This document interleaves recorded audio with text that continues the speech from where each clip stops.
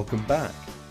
In the previous video, we discovered that living life from the inside out requires us to appreciate the fact that our perceptions of life and the world around us depends on the quality of our thinking. So in this video, we're going to look at the nature of thought a little deeper so that you can fully understand how you can put yourself firmly in the driving seat of your own life. I'm going to tell you the truth about stress and where it really comes from. I'll explain why you and everyone else has a cinema inside your head, why it's critical that you stop trying to control your thoughts, and the importance of raising your consciousness to allow a deeper connection to your most resourceful self. Now, the key principle that underpins this entire course is we live in a thought-based reality. It seems like such a simple concept, doesn't it? And yet, as human beings, it's one of the hardest for us to truly grasp. It's easy for us to forget or not even realise that our world is based on our personal thinking. And when that happens, life can appear to be unnecessarily hard or unfair or a struggle. But each time we remember that our experience is being generated from within, if we choose, life can be our playground. A blank canvas, a wonderful and permanent opportunity for joy. The world, as real as it may seem, is simply a reflection of your thinking mind. Or, perhaps put more eloquently by Frederick Buechner, you can kiss your family and friends goodbye and put miles between you, but at the same time you carry them with you in your heart, your mind, your stomach, because you do not just live in a world, but a world lives in you. And it's by developing and nurturing the relationship with the world that lives within you that you can most significantly influence the extraordinary positive change you desire in the world that exists outside you. Taking the inside-out view of life means we have to reevaluate the way we've been taught to think about stress. The traditional outside-in way of thinking about stress is that it's something that can happen to us. We've been led to believe that we can get contaminated with stress by spending too much time with stressful people, or in stressful places, or in stressful situations or circumstances. It's as if there are these stress particles floating about in the atmosphere and that seem to gather in concentrated clusters around certain people, events or things. And because we're susceptible to viruses, when we get too close, we have no choice but to catch stress. But the truth is that none of those people, events or things in and of themselves are stressful.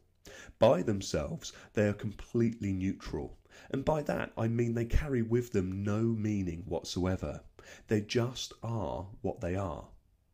They only take on the appearance of being stressful when we superimpose our stressful thoughts onto them. So oftentimes, the quickest, most effective route out of feeling stressed is not to focus on changing the world around you, but to engage your thoughts in a different, less stressful perspective.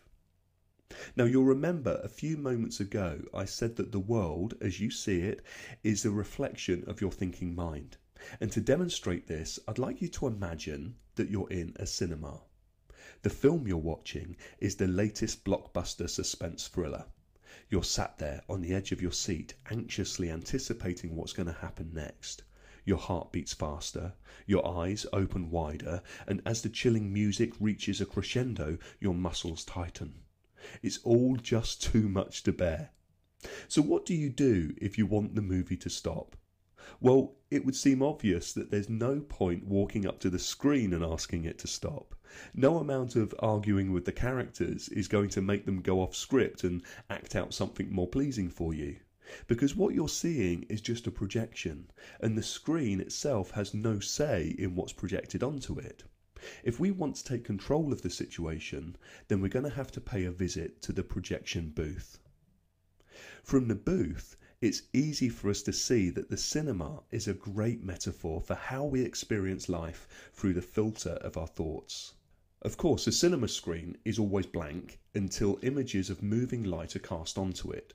So we could say that it's neutral or unbiased, which is a lot like the world we live in. Now, in order for anything to be seen up on the screen, we must have a projector, which in metaphorical terms is like the mind. The only role of a projector is to simply cast light outwards so that it illuminates the surface that it's pointing towards. And we can liken that light to our consciousness. Thanks to the fact that we're alive and we have a mind, we're able to be conscious of our human experience. When a projector doesn't have a roll of film in front of it, it just casts out pure white light or pure consciousness, and we get to see the screen in its truest form. But of course that would be very boring for moviegoers, so a moving film is placed in front of the projector's lens so that the light is now transformed and displays vibrant images on the screen. The roll of film is just like the stream of thought that flows through our minds moment by moment.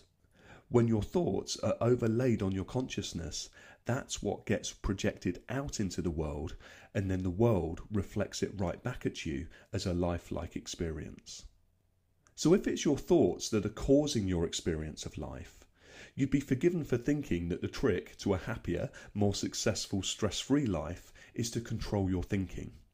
Well, the only problem with this is that consistently controlling your thoughts is nigh on impossible.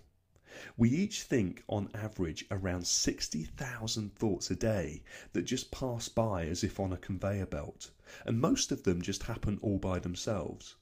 Inevitably, some of them are positive and some of them are negative, but the important thing to know is that each of your thoughts is utterly harmless. They're just thoughts. They can only ever become problems when you decide that they carry some significance and then you act on them as if they're real. So the principle here is that you cannot control what thoughts pop into your head, but you can decide how seriously you take them by raising your consciousness.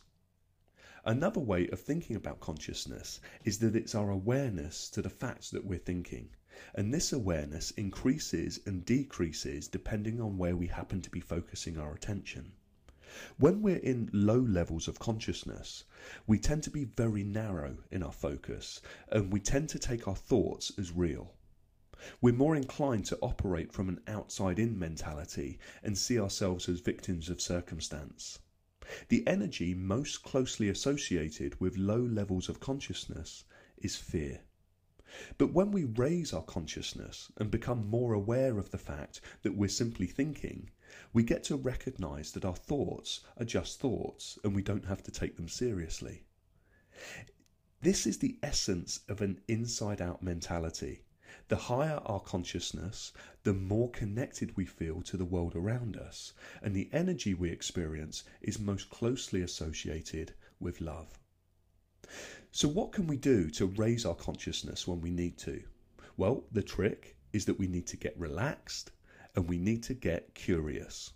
So your exercise for this session is to just take 10 minutes and to sit somewhere quietly, be comfortably still, and just notice the coming and going of your own thoughts.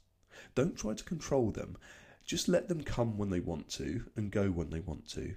And all the while just be aware that there's a part of you just observing them with curiosity.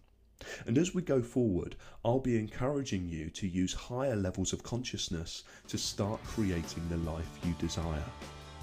Coming up in video 3, we're going to be exploring identity and discovering who you really are.